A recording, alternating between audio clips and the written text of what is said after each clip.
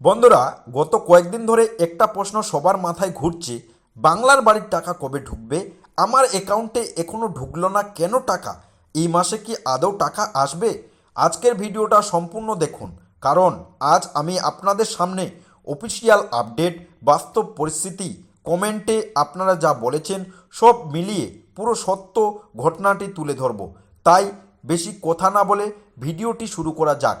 বন্ধুরা, যেসব জেলার টাকা ইতিমধ্যে বাংলা বাড়ির প্রকল্পের প্রথম কিস্তি ঢুকে গেছে সেই সব জেলাগুলি হলো জলপাইগুড়ি, আলিপুরদুয়ার, কোচবিহার, দার্জিলিং, উত্তর দিনাজপুর, দক্ষিণ দিনাজপুর, মালদা, মুর্শিদাবাদ, বীরভূম, পূর্ব বর্ধমান ও পশ্চিম বর্ধমান। বন্ধুরা, নতুন দর্শকদের জন্য একটা কথা বলবো যে বাংলার বাড়ি প্রকল্প কি হালকা জানিয়ে দিই। বাংলা বাড়ির প্রকল্প পশ্চিমবঙ্গ সরকারের একটা গুরুত্বপূর্ণ আবাসন প্রকল্প। যাদের পাকা বাড়ি নেই তাদের জন্য ধাপে ধাপে টাকা দিয়ে বাড়ি বানানোর সুযোগ করে দেওয়াই এই প্রকল্পের মূল উদ্দেশ্য। টাকা কবে ঢুকবে, অনেকেরই মনে এই প্রশ্ন। এখন আসি সবচেয়ে গুরুত্বপূর্ণ প্রশ্ন বা মেইন আপডেট, বাংলার বাড়ির টাকা কবে ঢুকবে।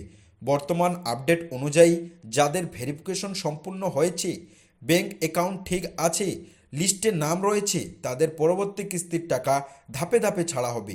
বন্ধুরা, একদিনে কিন্তু সবার অ্যাকাউন্টে টাকা ঢোকে না, ডিস্ট্রিক্ট ওয়াইজ, অফিস ওয়াইজ টাকা পাঠানো হয়। তাই সবারই অ্যাকাউন্টে ধীরে ধীরে টাকা ঢুকে যাবে। টাকা ঢুকতে দেরি হচ্ছে কেন? অনেকেই কমেন্টে লিখেছেন, আমার পাশের বাড়ির লোক টাকা পেয়ে গেছে কিন্তু আমি পাইনি। এর কারণ কি হতে পারে? আপনার ব্যাংকের অ্যাকাউন্টে সমস্যা থাকতে পারে, আধার লিঙ্ক না থাকতে পারে, গ্রাউন্ড লেভেলের রিপোর্ট আপডেট নাও হতে পারে, অর্থাৎ নাম লিস্ট রয়েছে কিন্তু স্টেজ কমপ্লিট হয়নি, এমনও হতে পারে।